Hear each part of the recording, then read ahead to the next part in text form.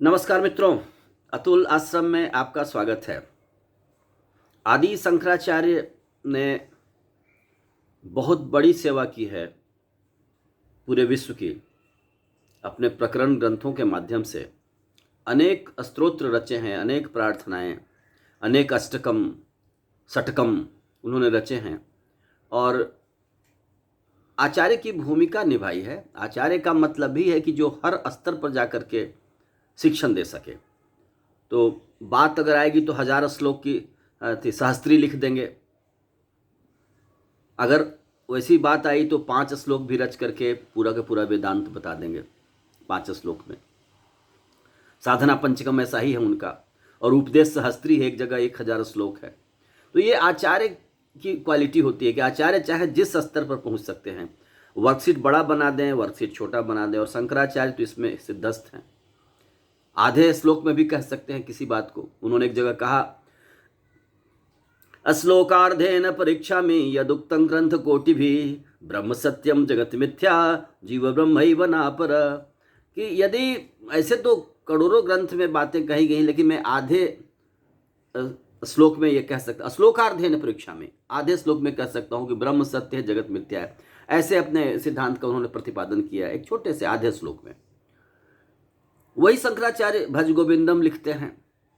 लिखते क्या हैं? उनके भीतर से ये फूट पड़ता है जब किसी 85 साल के बूढ़े व्यक्ति को देखते हैं कि अपने आत्म कल्याण का प्रयास न करके वह व्याकरण के नियमों को बनारस की गलियों में रट रहा है व्यक्ति, तो उनके मुख से फूट पड़ता है, भज गोविंदम मूढ़मते, भज गोविंदम मूढ़मते।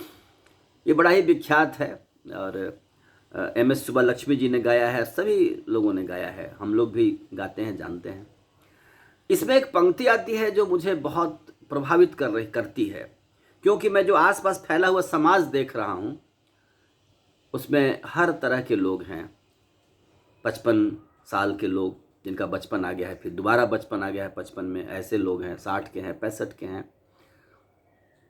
तो शंकराचार्य व्यवहारिक बातों को भी कह रहे हैं। एक जगह उनका एक श्लोक है, उसी में 5वां भज गोविंदम में, यावत वित्तोपार्जन शक्तः तावत निज परिवार व रक्तः पश्चात जीवति जर्जर देहे वार्ता कोपि न पृच्छति गेहे।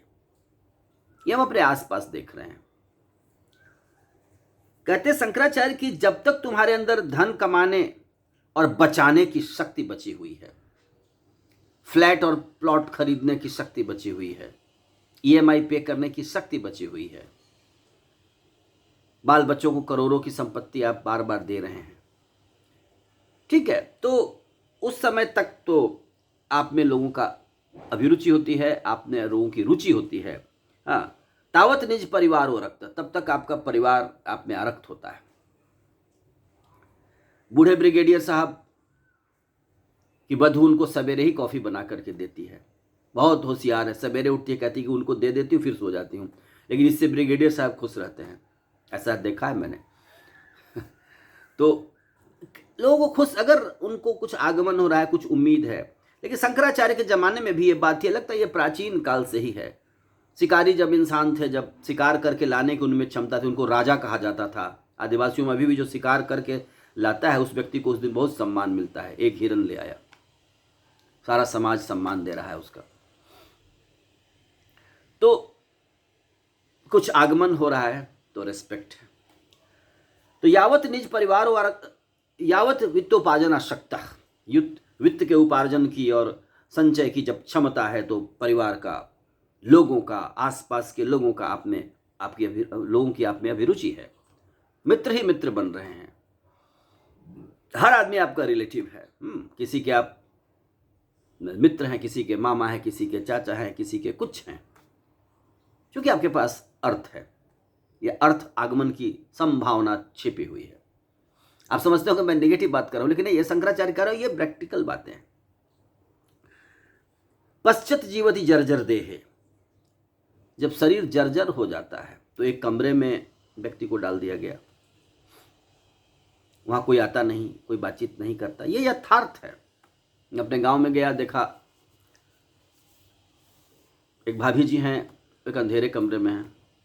मैंने कहा रोशनी क्यों नहीं है, मैंने खिड़की खोलवाया, फिर रोज नियम बनाया कि इनको बाहर चेयर पर बैठाया जाए ताकि वो जगत को देख सकें, दुनिया को देख सकें।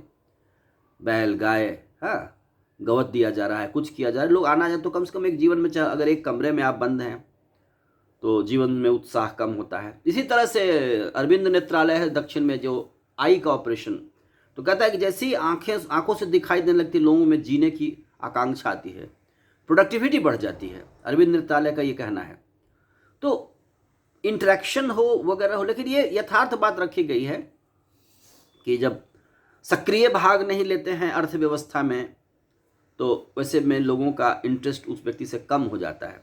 1200 साल पहले शंकराचार्य इस बात को कहे हैं, पश्चित जीवती जर्जर देहे वार्ता कोपि न पृच्छति गेह। मैं आसपास भी देख रहा हूँ, अशक्त व्यक्ति के लिए एक अलग फ्लैट ले लिया जाता है, माँ बाप के लिए एक ही टावर में हैं लेकिन माँ बाप अशक्त हैं तो उनको एक अलग फ्लैट में डाल दिया, आउटसोर्स कर दिया गया, नर्स रख दी, सेवक रख दिए गए। बच्चे कम बैठ रहे हैं, हालांकि बच्चे अगर बैठते हैं, बातचीत करते हैं तो बहुत अच्छा है। मुझे याद है गांव में हमारे एक बाबा थे, भोला बाबा, तो हम लोग वहाँ बैठते, पूरा जत्था बैठता और वो एक पर एक कहानियाँ बताते और उनसे हमने गांव के बहुत सारे कल्चर को समझा। वो पुरानी पुरानी कहानियाँ बताते, गांव के किस्से, लोगों का रहन सहन, व्यवहार। संस्कृत के श्लोक न बोल करके वो गांव में जो प्रार्थनाएं हैं, उन्होंने एक बार मुझे कहा, सदा भवानी दाहिने सन्मुख रहे गणेश, सातों देवी मिल रक्षा करे ब्रह्मा विष्णु महेश। ये गांव के लोगों का मंत्र था। इसी को बोल करके वो मेला ठेला खेत पर कहीं भी जाते, सांड से उनका सामना होता, किंग कोबरा से उनका सामना होता, लेकिन एक लाइन बोले सदा भवानी दाहिने, निकल जाते वो लोग। संस्कृत नहीं पढ़े थे, जैसे तुलसीदास कहते हैं ना, पड़ोसी नगर की जय सब काजा, हृदय राखी कौशलपुर राजा, वैसे गांव के लोगों का अपना मंत्र था, इसी से वो शक्ति प्राप्त करते थे।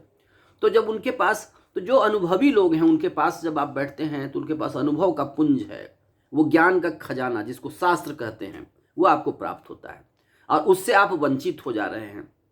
तो बूढ़े लोगों को घेर के बैठने की जरूरत है, उनसे सुनने की जरूरत है।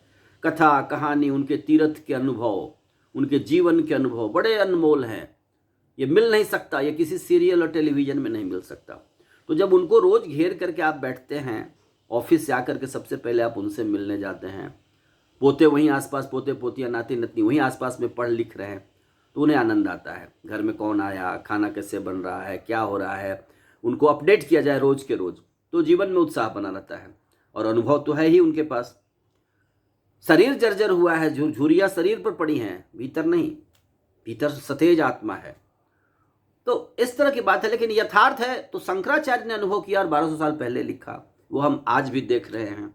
ये तो खैर मानसकार तुलसीदास भी लिखते हैं, क्या लिखते हैं, सुर मुनि नर सब की यह रीति, स्वार्थ लागी करहि सब प्रीति।